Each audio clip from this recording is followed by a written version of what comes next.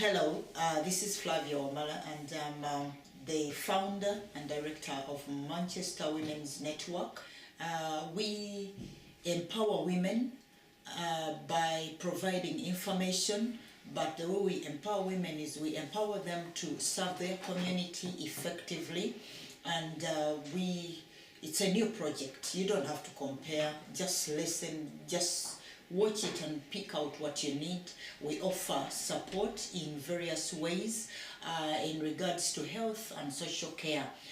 Some people who have gone through abuse, low self-esteem, those who suffer from poverty, different ways we help you to discover your talents, we help you to provide information that you need in case you suffer from abuse, in case there's domestic violence or you sense something is going wrong. We even support women in prison.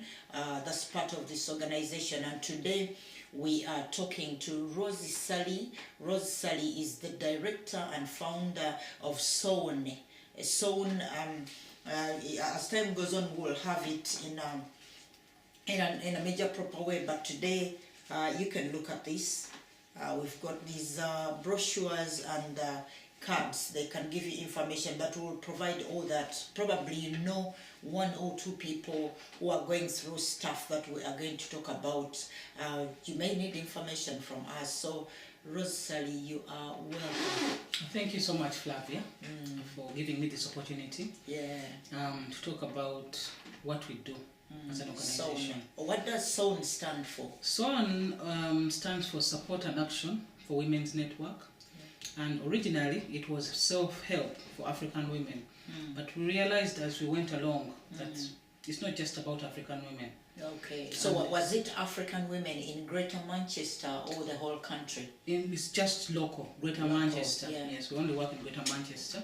But we support, over the phone we support people from wherever. What type of women do you support? The organization, like I said in the beginning, was self-help. And the creation of the organization was with women who need to elevate themselves, to engage and participate in their own communities, and also to empower them to be the best they can be at whatever they want to do.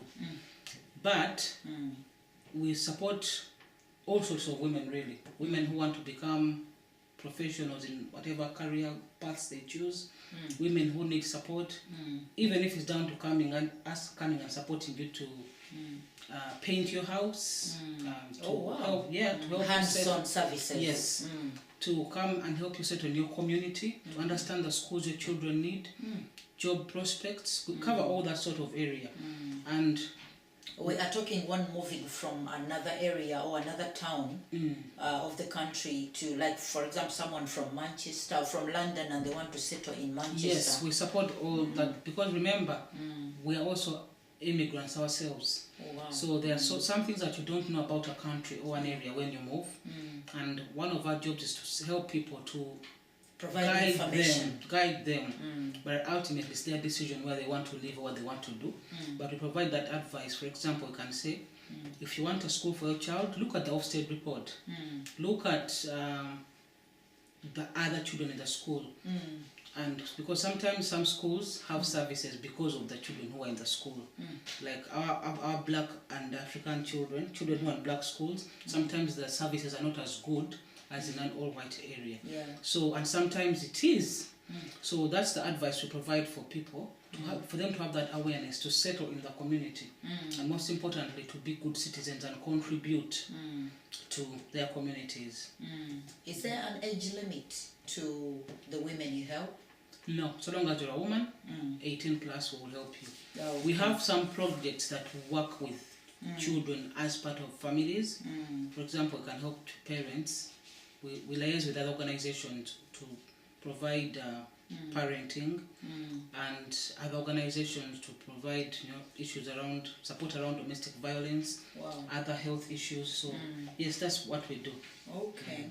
And how long has SON been in the field? SON has been around since 2007, but officially became a charity in 2010. Wow, after 3 years. Yes. Yeah. Yes, so we've been a charity and we're in the process of becoming a CIO. What does CIO mean? It's Community. a charitable interest organization. Okay. Yes, so it's between a charity and an organization, but it's the way to become incorporated as a charity. Yes. There's more to that, but because of time, we won't go so much into that. Yeah. What do I want to ask? I also want to know what are the challenges? Are there any challenges? Has it been easy? We also talk about what kind of support do you need? Do you still need support, or are you well equipped? It's never easy because the reason our passion began with the need to provide a voice and a platform for women like ourselves, because many of our sisters come from all over Africa. You come with your qualifications, masters and PhDs, they are useless here because you cannot apply a job for a job on the basis of your education from abroad. Yes. There are some countries that used to, like South Africa and Zimbabwe, I think, in nursing. If you are trained in Zimbabwe, I don't know if it still happens now, you could straight away go into a hospital and your qualifications would be the equivalent of the needs here. But it's not like that for the rest of us. So we have to work exceptionally hard to try and get back in our professions. And there are so many barriers. For example, the language. If you come from a country, a francophone country, or a Portuguese-speaking country, it's very, very difficult even to get a small cleaning job because you've got to upskill, you've got to get your language barrier, you need to understand, speak English, and also sometimes family, because we are Africa, we have extended families. It's very, very difficult for you to integrate and look for support and care for your family because you need to first of all look after your children before you do anything else. So people struggle, even if they want to contribute or change their lives. But the thing of the issue of children, the issue of lack of support from family limits people. As an organization, yes, there are challenges, resources. There's so many things we want to do, but we don't have enough manpower. We don't have enough staff. We don't have enough funding, and there's something that we're still learning as an organization to get us where we want to be. You're doing a good job. We are not where we used to be. That's very important. We have grown over the years. You have progressed. Yes. That's wonderful. Yes. That's wonderful. Yeah. If I may ask to understand, we talk about the barrier of language, those limitations. How do you support them? Do you speak more than 3 languages, or how do you support them? Because SON has devoted volunteers. Okay. From different countries. Ethnics. Yes. Some of I haven't talked about some of the projects we do. For example, we have a prison project. That's very where we visit women in Stell prison. We have an FGM project where we educate the community, where we educate statutory services.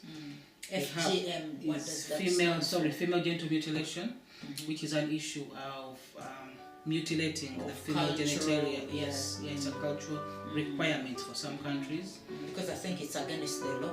Yes, it is. But people don't know, because when you come to a country, you come with your culture, and you don't look around to find out if it's acceptable or not, because that is what makes you